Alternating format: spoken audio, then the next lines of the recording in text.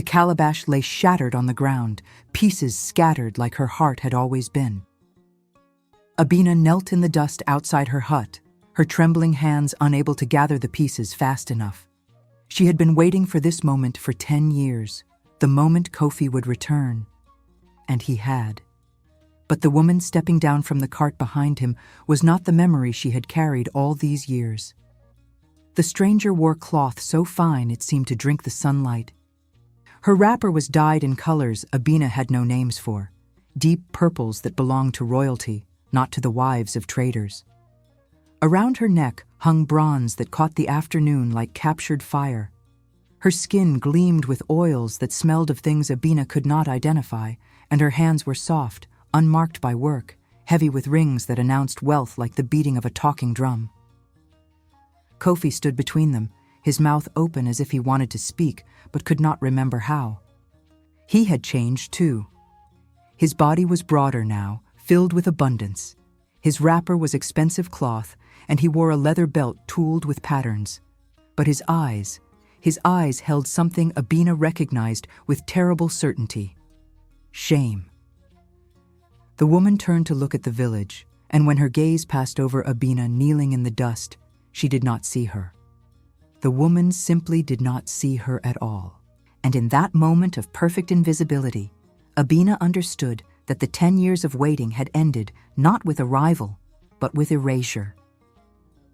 Abina had been born in the hamlet of Kibwe, in the thin settlement where the river bent twice before running toward the great forest. Her mother had died bringing her into the world, and her father, a fisherman with more sadness than ambition, had raised her alone in a hut at the village edge. Her body was thin, like a baobab branch stripped by drought.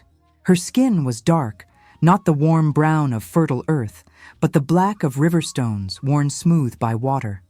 Her eyes were too large for her small face, and they held a quality that made the village women uncomfortable. A steadiness, a depth, as if she could see things others could not. The women whispered when she passed. "That one will never marry," they said, pounding yam in their mortars with rhythmic certainty. "Not even if she brought 10 sacks of gold as bride price. Who wants a wife with eyes like that, eyes that see too much?" They meant it as mercy, these whispers. Better to expect nothing than to hope and be destroyed. But Abina did not listen to whispers. When she was 14 harvests old, Kofi came to the village. He was a trader's son, visiting his uncle for the dry season. He was nothing remarkable. Medium height, medium complexion, a smile that came easily. But he had chosen to sit with her while others laughed at the river's edge. He had listened while she spoke about the patterns in the reeds, about how the river never flowed the same way twice, about how a person could read the water like the elders read bones. "You see things?" he had said, not as accusation, but as wonder. "I see what is," she had replied. "Most people see only what they want." He had stayed in the village that season longer than planned. By the time he left, something had shifted between them, not spoken, not formalized, but present like the weight of humid air before rain. Before departing, he had pressed a cowrie shell into her palm. "For when I return," he had said, "keep it. I will come back for you." She had kept it. She had kept it through every day of the 10 years that followed. Abina became the village healer in the years Kofi was gone. Her hands, which the women had feared, developed a reputation for gentleness. When fever came, mothers brought their children to her. When pain seized the joints of the old ones, they came to her hut at the forest edge. She did not use herbs alone, though her knowledge of roots and leaves grew vast. Something else moved through her touch, something the elders could not explain. When Abina places her hands on the sickness, the mothers would say, it softens. The child breathes easier. The fever releases its grip. They did not understand it, but they accepted it. She was useful now, and usefulness granted her a place in the community, even if it was not the place of an ordinary woman. Still, she waited. Every season when traders came through Kibwe, she listened for news. Every time she heard a cart approach, her heart jumped like a startled fish. The women no longer whispered unkindly about her lack of marriage. Instead, they whispered about her stubbornness. "That one wastes her life," they said, not unkindly. "A man does not wait 10 years. Neither should a woman." But Abina was not waiting for the world's approval. She was waiting because Kofi had asked her to keep a shell, and she had chosen to believe him. When the cart finally arrived in Kibwe on a dusty afternoon in the 10th year, something in Abina's chest knew before her eyes saw. She was grinding palm nuts for oil when she heard the commotion at the village center. Her hands continued their work, even as her breath became shallow. By the time the elders sent a boy to find her, she was already walking toward the center, the cowrie shell pressed against her chest beneath her wrapper. But what she found there transformed her understanding of betrayal. At the market, women stopped their trading to gossip. "He has returned," one whispered, balancing her clay pot on her head. "And with a woman from the city. Do you see her cloth? It must have cost more than a farmer makes in 3 seasons." The women's faces held a complex expression, envy mixed with judgment, fascination mixed with disapproval. The woman's name was Amma, and she had been introduced by the wife of a wealthy merchant as someone of importance. Her father owned businesses in the capital. Her mother came from a family of administrators. She had been educated by missionaries who had visited the city, and she spoke the white man's language with an accent that made the village men stare in wonder and confusion. Kofi had met her when his trading had taken him to the capital 6 months prior. He had been sent by his uncle to negotiate for cloth and spices.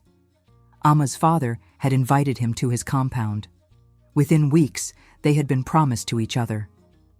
A bride price had been discussed, substantial, spoken of with numbers that made the village elders' eyes widen when they heard.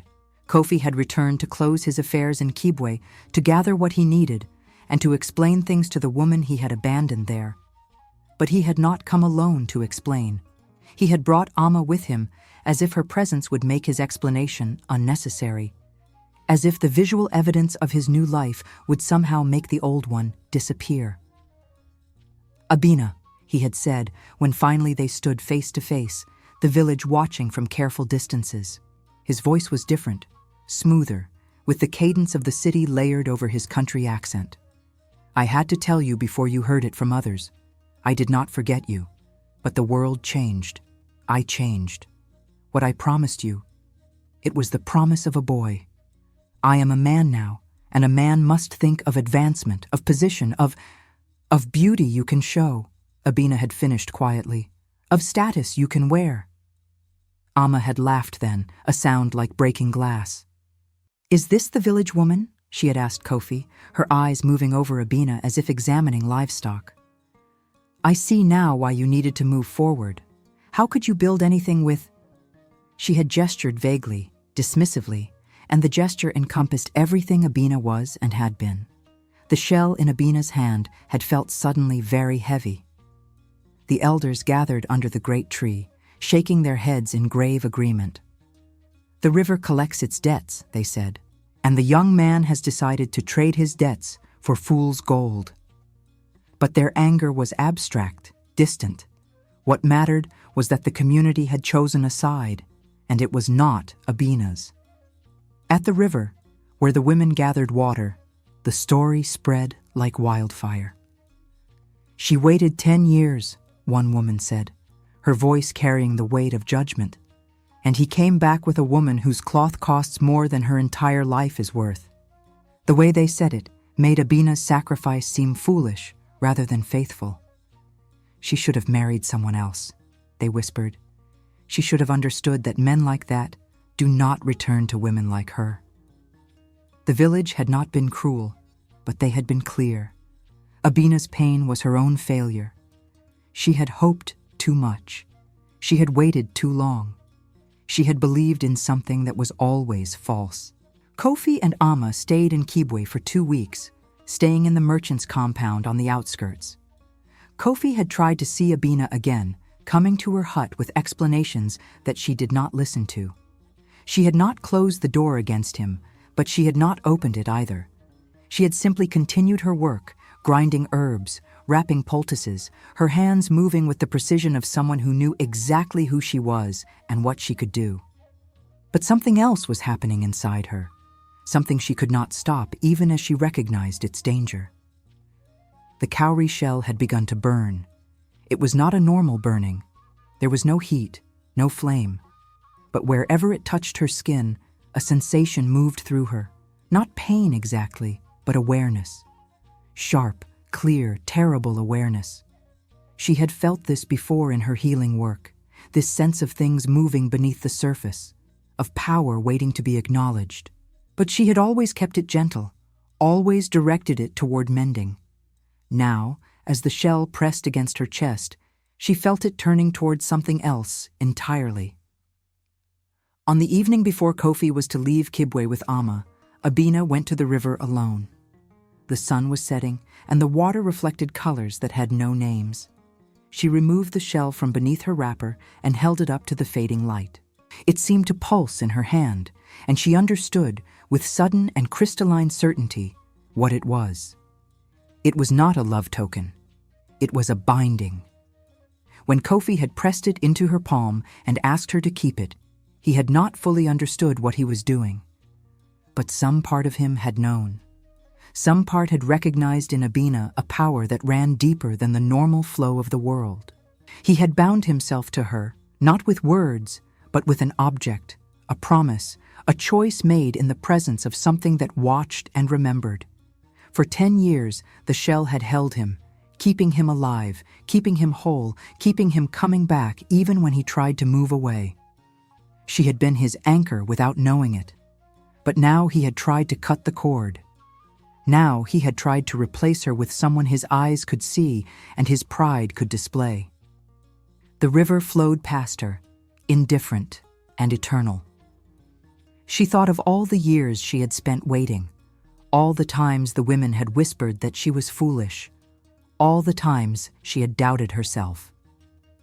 And she thought of the moment when Amma had looked at her with such perfect dismissal, as if she were nothing, a village woman, beneath notice, beneath consideration. In that moment, Abina made a choice that could not be unmade. She held the cowrie shell above the river and spoke words that came from somewhere deeper than her own knowing. Words in the language of the old ones, the language her father had half remembered from his grandmother.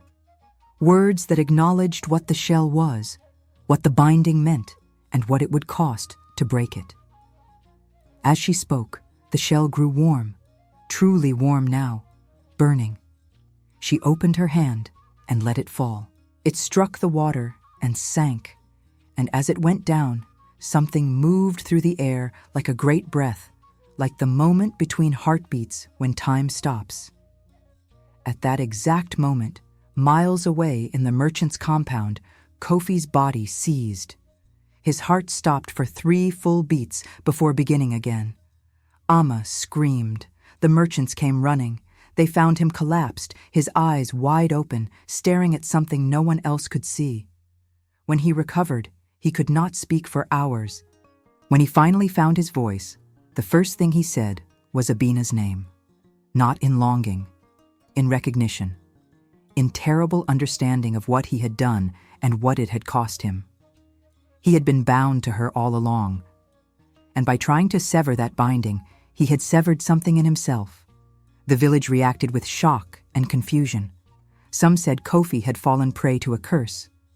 Others whispered that Abina had done this, used her strange power to punish him. Mothers pulled their daughters close. "See what happens when a man betrays a woman who has been faithful," they warned. "The spirits themselves take notice." But Abina felt no triumph. What she felt was vast and terrible and empty. Kofi left Kibwe the next morning, unable to stay. Amma left with him, furious and frightened, speaking of village sorcery and demanding they return to the city immediately. She had not wanted to stay anyway. The village, she had made clear, was beneath her, and now the village had proven itself strange and dangerous in ways she could not control. For 3 days after they left, Abina did not leave her hut. She lay on her sleeping mat and felt the absence of the cowrie shell like a phantom limb. Whatever connection had existed between them was broken now, severed with words and water and a choice that could never be revisited. She had been so certain that breaking the binding would free her. But freedom, she discovered, was not the opposite of captivity. It was emptiness. It was the realization that for 10 years, even in her pain, even in her waiting, she had been connected to something. And now that connection was gone, burned away, dissolved in the river that never stopped flowing, but somehow never carried anything away. Weeks passed. The village gradually stopped speaking about Kofi and Amma. Abina continued her healing work, but something had changed in her touch. It had become colder, more efficient. She healed people not out of compassion, but out of habit. The mothers noticed. They stopped bringing their children to her as willingly. Her hands are careful, they would say, but her heart is elsewhere. The shell had taken with it something essential. Then came the day when a runner arrived from the city, and the news he carried changed everything. Kofi had died. A sickness, sudden and violent. The healers in the capital had been unable to stop it. He had wasted away in 3 weeks, his organs failing one by one. At the end, he had been delirious, calling out names, Abina's name, among others. Amma had abandoned him before he died, unable to bear watching someone dissolve into nothing. She had taken what she could of his possessions and disappeared into the city's crowds. The runner brought a second piece of news. Among Kofi's possessions, found after his death, was a small cloth pouch.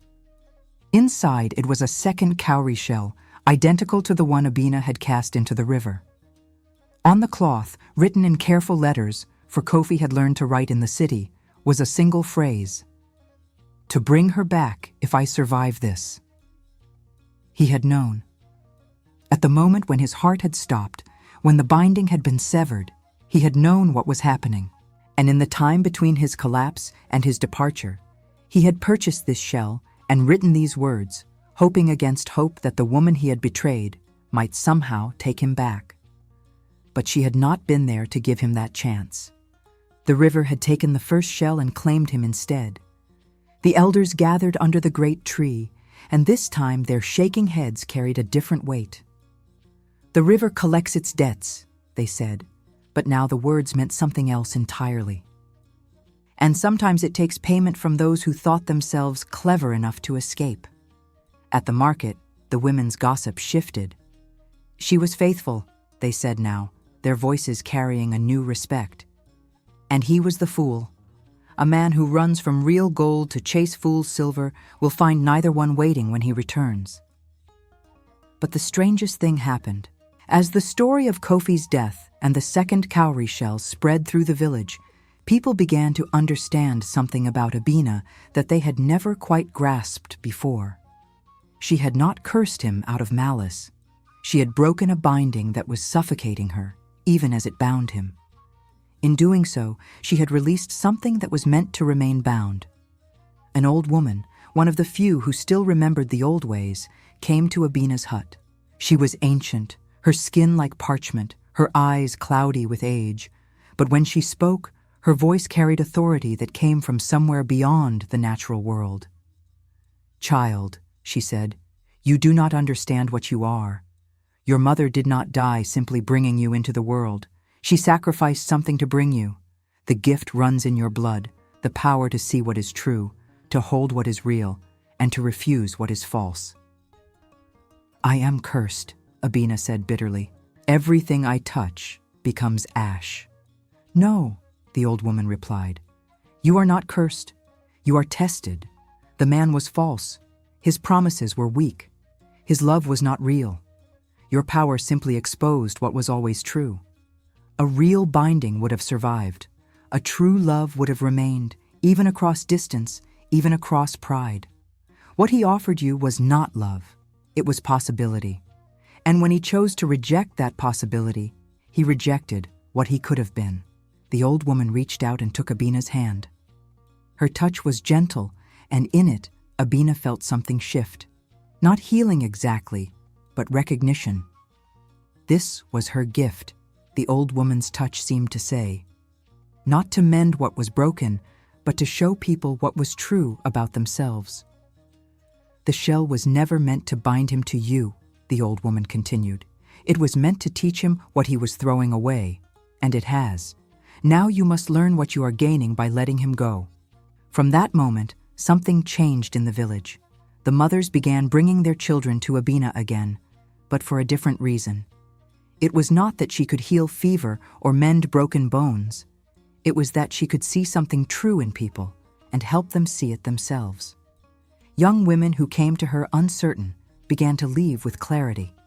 Men who arrived conflicted departed with resolution. She did not use herbs or complicated remedies. She simply sat with people and saw them, truly saw them, in a way that forced them to see themselves. Years passed. Abina grew older, and her reputation grew with her. She became known not as a healer of sicknesses, but as a healer of spirits. People came from neighboring villages to sit with her. Some said she was blessed by the spirits. Others said she had made a covenant with the river itself. She never married. This surprised no one, because everyone understood by then that Abina had been married to something larger than any man could provide. She had been married to the truth, and that was a more demanding spouse than any other woman in the village could have imagined. One day, a young woman arrived in Kibwe. She was the daughter of a wealthy merchant from the capital, and she came seeking Abina specifically. She was miserable, the young woman said. She had everything: fine clothes, beautiful possessions, the respect of society. But she was hollow inside. Her father's business had grown, and he had given her everything except himself. Her mother had taken her own life when the young woman was still small. She had filled the emptiness with beauty and status and the approval of others, but the emptiness remained. Abina sat with her for an hour without speaking. Then she asked one question. If you lost everything tomorrow, everything you own, and everything you are known for, what would remain of you? The young woman could not answer. Then you have nothing, Abina said simply.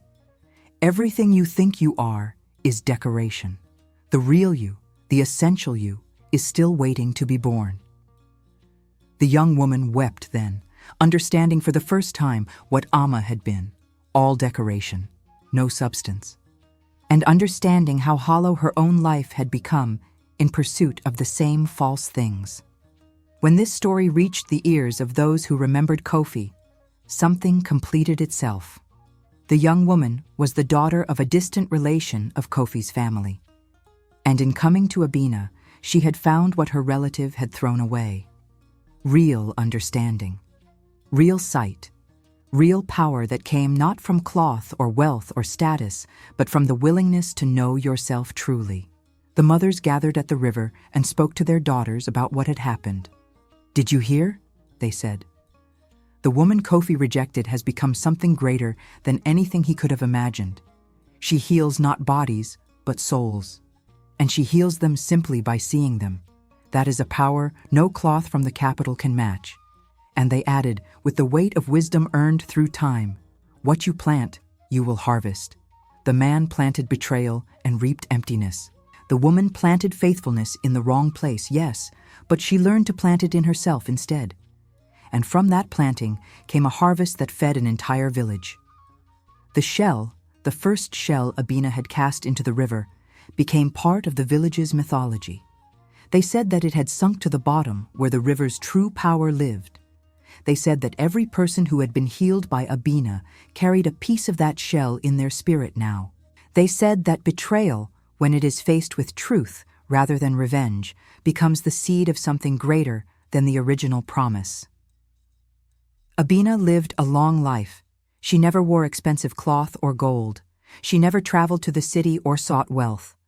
But when she finally passed into the spirit world, the entire village mourned her, as they would have mourned a queen, because she had taught them something Amma had never understood, and Kofi had died learning: that real gold cannot be worn, cannot be displayed, cannot be taken away by betrayal or time or death itself.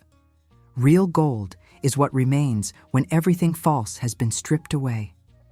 Real gold is the truth you know about yourself, and the power to help others know it too. And so the village learned that the woman called village woman, with contempt, was true gold. And the woman in expensive cloth who had discarded her was merely a rat, scurrying from one richer hole to the next, never finding anywhere to truly rest.